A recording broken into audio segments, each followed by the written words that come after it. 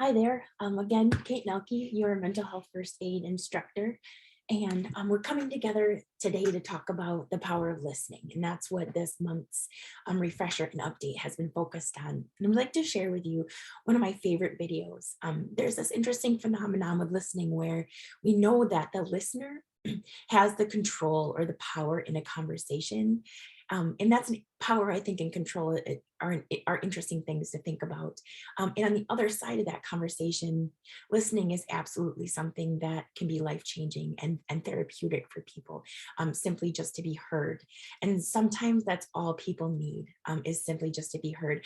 For those of us who have worked in customer service, anytime you have a customer that comes in who's hot and mad or upset, so many times the solution to that person's conflict or that elevated situation is simply creating some calm space so that that person can feel heard in their complaint or in their distress. So I'm going to share with you a video that really focuses on withholding so when people need to be heard, sometimes they just need to be heard.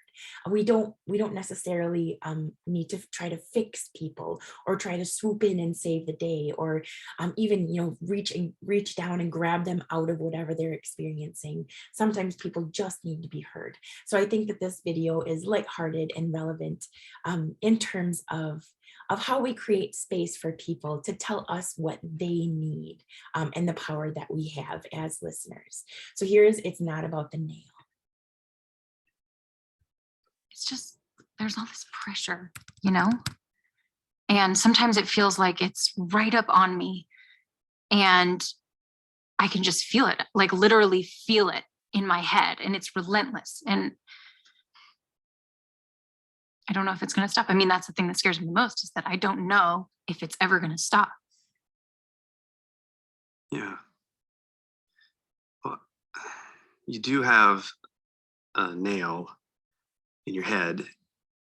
It is not about the nail. Are you sure? Because, I mean, I'll bet if we got that out of there. Stop trying to fix it. No, I'm not trying to fix it. I'm just pointing out that maybe the nail is causing. You always do this. You always try to fix things when what I really need is for you to just listen. See, I don't think that is what you need. I think what you need is to get the nail See, you're out. not even listening now. Okay, fine. I will listen. Fine. It's just, sometimes it's like there's this achy, I don't know what it is. And I'm not sleeping very well at all. And all my sweaters are snagged. I mean, all of them. That sounds really hard. It is. Thank you. Ow! Oh, come on. If you would just Don't.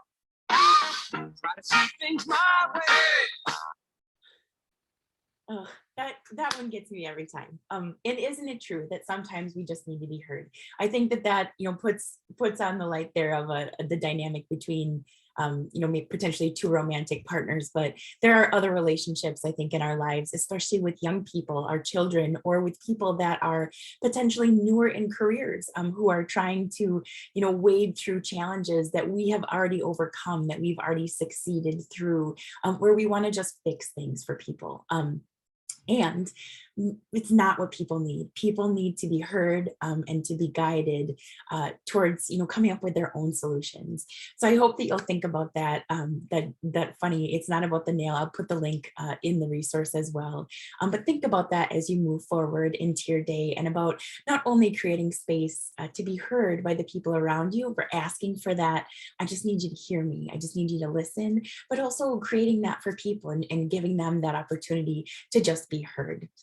So I hope you enjoyed that video, and I'll put in a couple of our activities for you to reflect on as you continue reading through the Power of Listening refresher. Thank you.